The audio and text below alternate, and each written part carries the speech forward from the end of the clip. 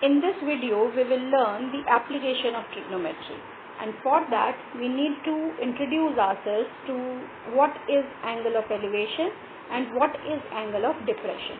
Let us see what are they. Now see in this figure, a person is standing and a horizontal line is drawn. When you look up for an object, the line is denoted by the blue line. You can see that the angle is formed between the horizontal line and the object. This angle is called the angle of elevation. इसका मतलब क्या है? इसका मतलब है कि जब आप सामने की ओर देखेंगे तो horizontal line है. So horizontal line remains the same. Now when you see up for an object, ऊपर की तरफ जब भी आप देखोगे तो that will form an line of site. इसे हम क्या कहते हैं? Line of site. क्योंकि हमने किसी ऑब्जेक्ट को देखा तो क्या जो वो लाइन है उसे हम क्या कहते हैं? लाइन ऑफ साइट कहते हैं. तो the angle of elevation is the angle formed between the horizontal line and the line of site when you look upward in the upward direction, and this is angle of elevation. Now similar is angle of depression. Angle of depression means D. D means down. So you can learn it this way. Depression means down. नीचे की तरफ देखना. Horizontal line बनाई अपने eye level पे. उसके बाद अगर आप नीचे की तरफ देख रहे हो तो जो नीचे की तरफ देखने से line of sight बन गई, that is denoted by blue line. You can see in the figure. And the angle drawn downwards. नीचे की तरफ बनाना है. Horizontal line से नीचे की तरफ बनाना है. That is called angle of depression. Remember, angle कभी भी vertical line के साथ नहीं बनेंगे. I am telling you this, but even after telling, you will make this mistake that you will make angle of elevation with the vertical line. Remember this, you are never supposed to make the angle of elevation or depression with the vertical line. These angles are always formed with the horizontal line.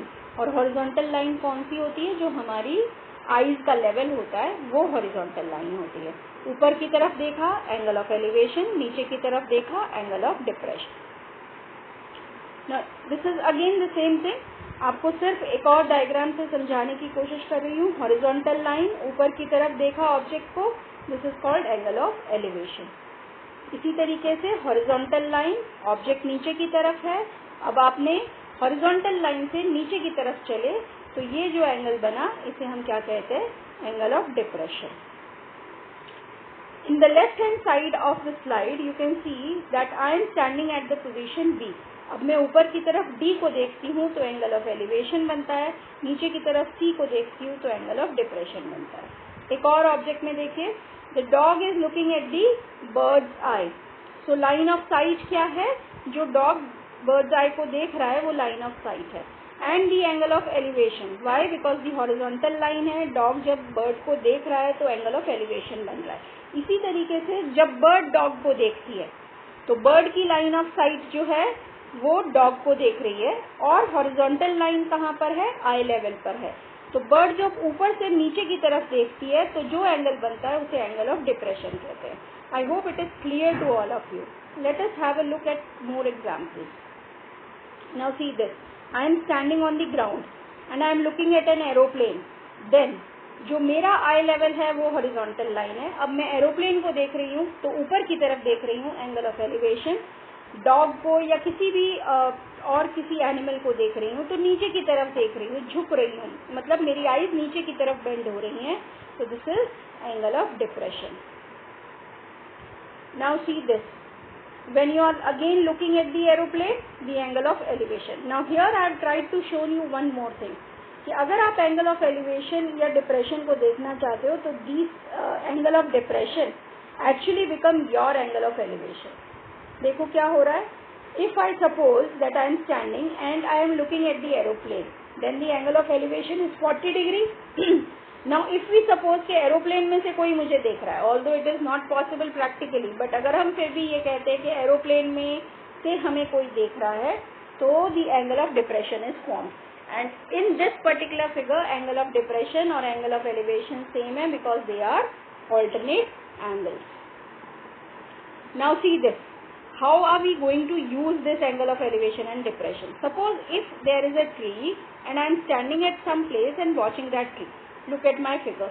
And the angle formed is 45 degree with the horizontal. Ground के साथ कितना angle form हो रहा है? 45 degree form हो रहा है. How will I find out the height of the tree? मुझे height of the tree find out करने में ये मदद करेगा. कैसे? आई हैव टू सी कि हाइट ऑफ द ट्री और बेस, परपेंडिकुलर एंड बेस का कौन सा रिलेशन होता है ट्रिग्नोमेट्री में?